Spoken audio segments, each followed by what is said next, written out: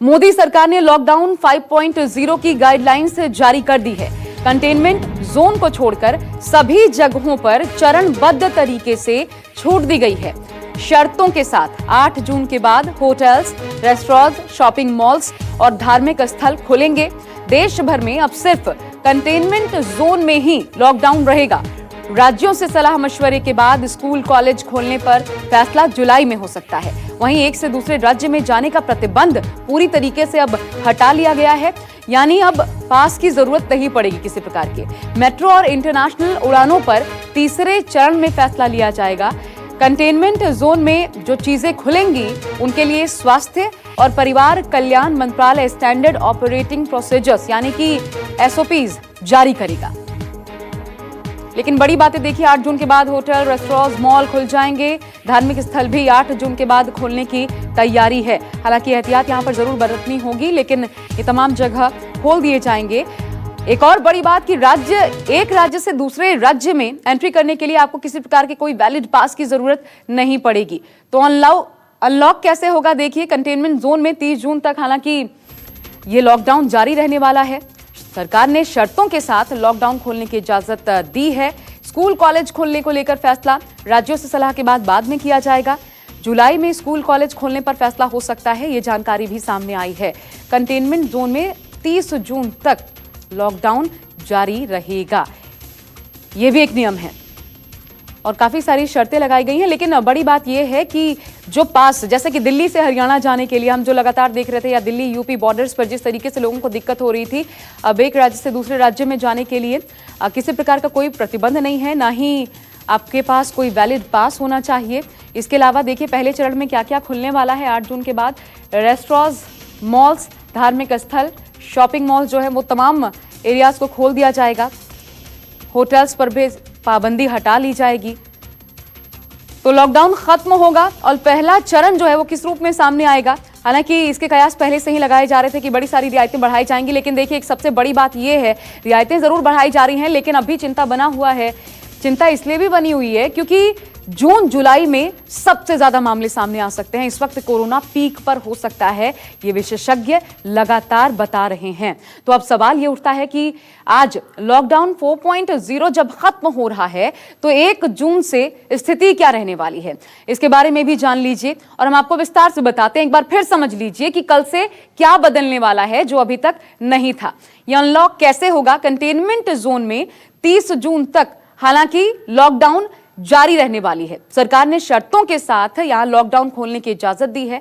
School college खोलने का फैसला राज्यों से सलाह के बाद किया जाएगा। यह फैसला जुलाई में सामने आ सकता है। इसके अलावा लेकिन अगर आप कंटेनमेंट जोन में आते हैं तो फिर समझ लीजिए आपके लिए अभी कोई रियायत नहीं है, यानी कि एज इट इज हालात बने रहने वाले। हम सीधा रुख करते हैं। प्रशांत रेवका मेरे साथ, मेरे सहयोगी जुड़ गए हैं। प्रशांत, आज और कल में क्या बदल जाएगा जरा समझाइए, क्योंकि ये धार्मिक स्थल, शॉपिंग मॉल्स ये खुलेंगे, स्कूल कॉलेजेस जो हैं वो जुलाई में फैसला होगा, होटल्स खुल जाएंगे 8 के बाद, ये चीजें समझ आ रही हैं, लेकिन आज और कल में और क्या बदलने वाला है?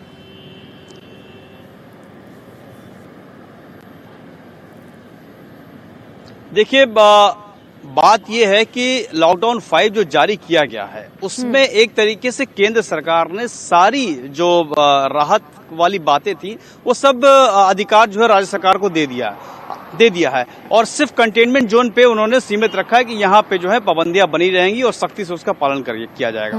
लेकिन बात इसमें समझने वाली ये है कि देखिए केंद्र सरकार ने इसका नाम दिया है अनलॉक 1, फेज वाइज इसको खोला जाएगा। तो ये जो गाइडलाइन आई है ये बेसिकली जनता के लिए गाइडलाइन नहीं है, ये राज्य सरकारों के लिए दिशा निर्देश हैं।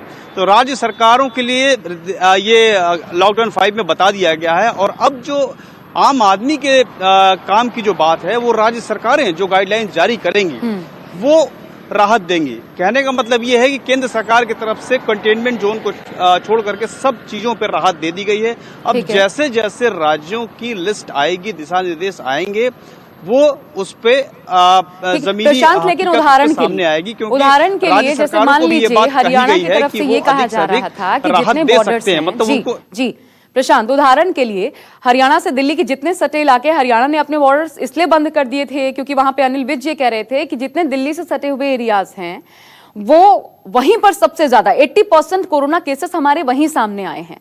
तो जब एक राज्य से दूसरे राज्य में जाने के लिए अब कोई वैलिड पास नहीं लगने वाला है, तो फिर क्या ये जिम्मेदारी भी अभी हमें इंतजार करना चाहिए क्या कि राज्य क्या फैसला लेते हैं इसको लेकर के, अपने बॉर्डर्स खोलते हैं कि नहीं, या ये कहा जा सकता है कि हाँ अब आना जाना पूरी तरीके से प्रतिबंध रहित हो गया है?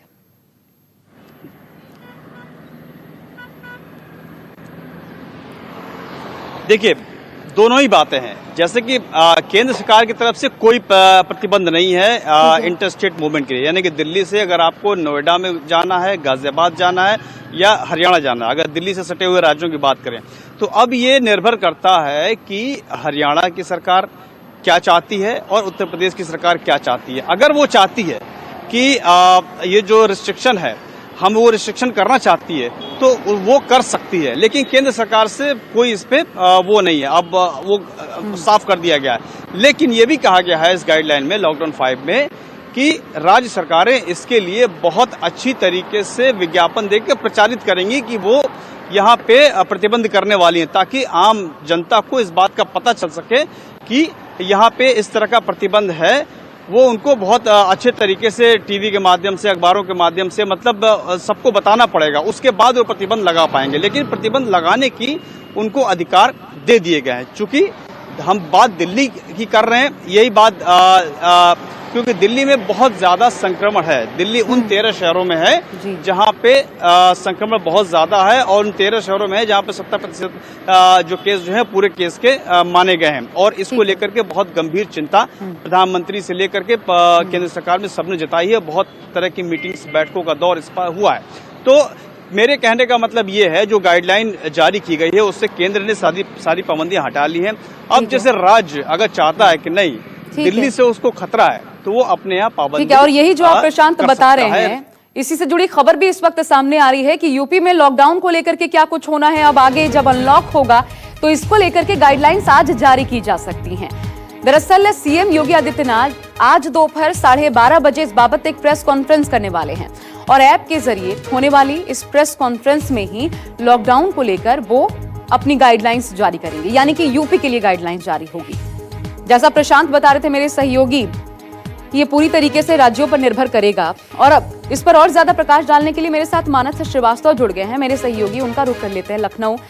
मानस, 12:30 बजे प्रेस कॉन्फ्रेंस होनी है, लेकिन क्या ये समझें कि जो कुछ अभी सामने आया है केंद्र सरकार की तरफ से, पूरी जिम्मेदारी अब राज्य की है? राज्य अपने अपने प्रदेशों के लिए क्या चाहते हैं, क्या खोलना चाहते हैं, क्या बंद रखना चाहते हैं, कहां बंदी चाहते हैं, कहां पर पाबंदियां हटाने चाहते हैं, यानी सब कुछ यूपी में क्या होने वाला है ये पता लगाने के लिए 12:30 बजे योगी आदित्यनाथ को सुनना पड़ेगा।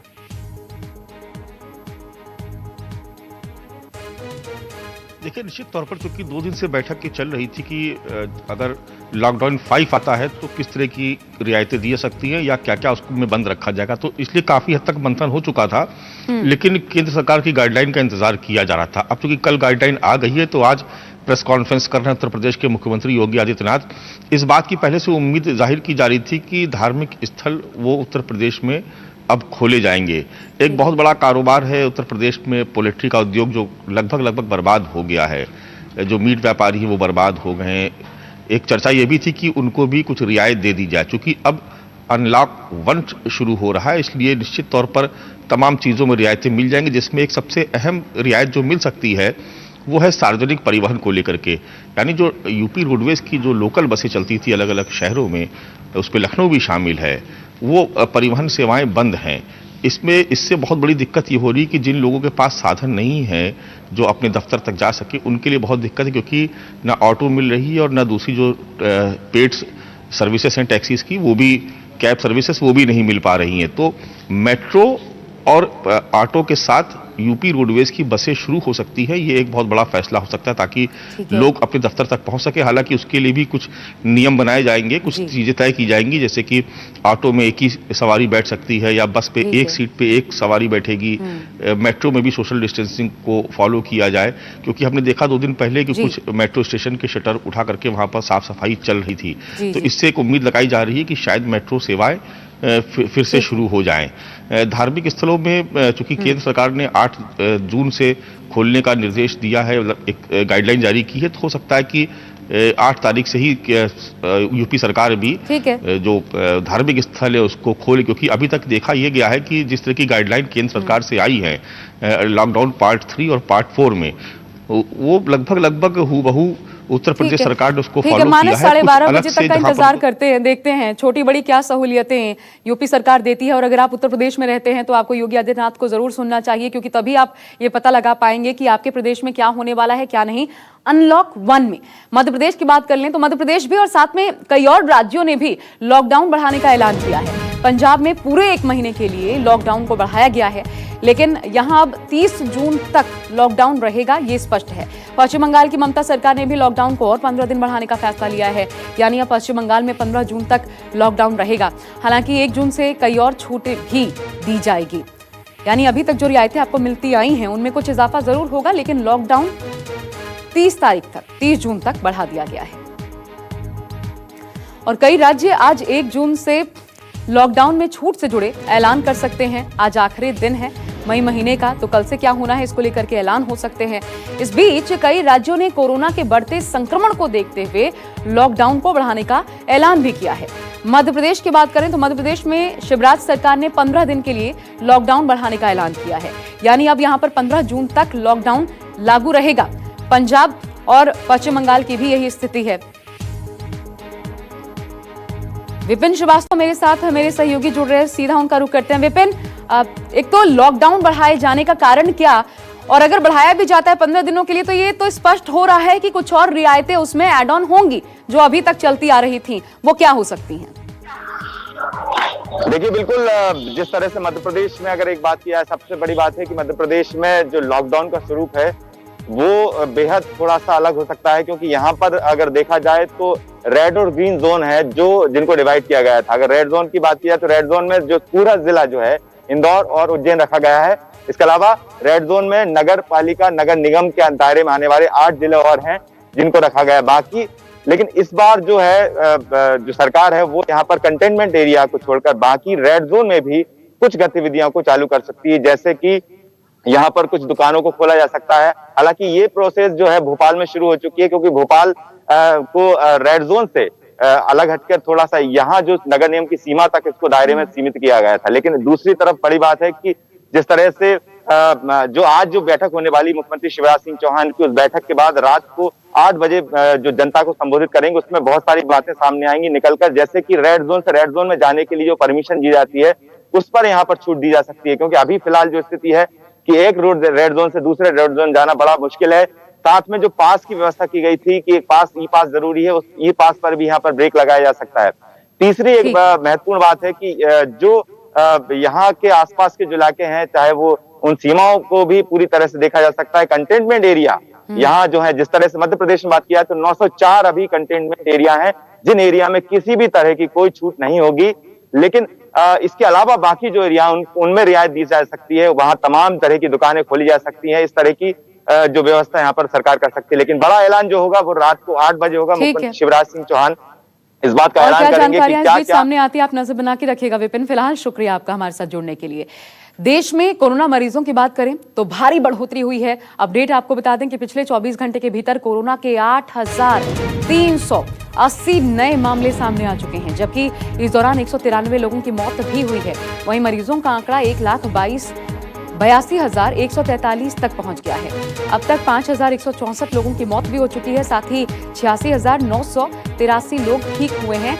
ये एक अच्छी बात है, लेकिन सबसे बड़ी और चिंतित करने वाली बात यह है कि देखिए बहुत सारी रियायतें अब और ज्यादा आपको मिलने जा रही हैं, लेकिन 21-22 से जो लगातार केसेस 6,000 7,000 केसेस सामने आ रहे थे वो अब 8,000 पहुंच चुका है। हम सीधा रुख करते हैं विनोद जगदाले का, मेरे साथ मेरे सहयोगी मुंबई से जुड़ गए हैं। विनोद, कितनी रियायतें महाराष्ट्र में अब, और क्योंकि बहुत ज्यादा संख्या यहाँ पर तो लगातार नए केसेस सामने आ रहे हैं, रियायतें इसमें बढ़ाई भी जानी हैं, तो एक चुनौती वाला विषय बना भी हुआ है। लेकिन पिछले महज 24 घंटों की बात करें तो महाराष्ट्र क्या कह रहा है, किस प्रकार की स्थिति है? देखिए, कल केंद्र सरकार द्वारा लॉकडाउन के बारे में, लॉकडाउन 5 जो होगा उसके बारे में क्या क्या हो सकता है वो बताया गया है।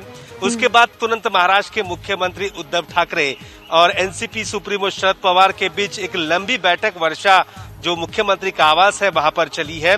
शरद पवार चाहते हैं कि महाराष्ट्र में जिन इलाकों में खतरा ज्यादा है उन इलाकों में भी वहां पर उद्योग और व्यवसाय इनको शुरू करना चाहिए, लेकिन मुख्यमंत्री का कहना है कि उन इलाकों में वहां पर कोई भी उद्योग ना शुरू हो जाए क्योंकि खतरा और भी बढ़ सकता है। तो इसी बात को लेकर उनकी वहां पर चर्चा भी हुई है और आज शाम तक ये जानकारी राज्य सरकार की तरफ से आएगी कि किन किन इलाकों में क्या क्या रियायत मिलेंगी। वैसे सबसे अहम जो प्रमुख महानगर है उसमें मुंबई है, ठाणे है, नागपुर है, औरंगाबाद है, पुणे है, पिंपरी चिंचवड है, नासिक है।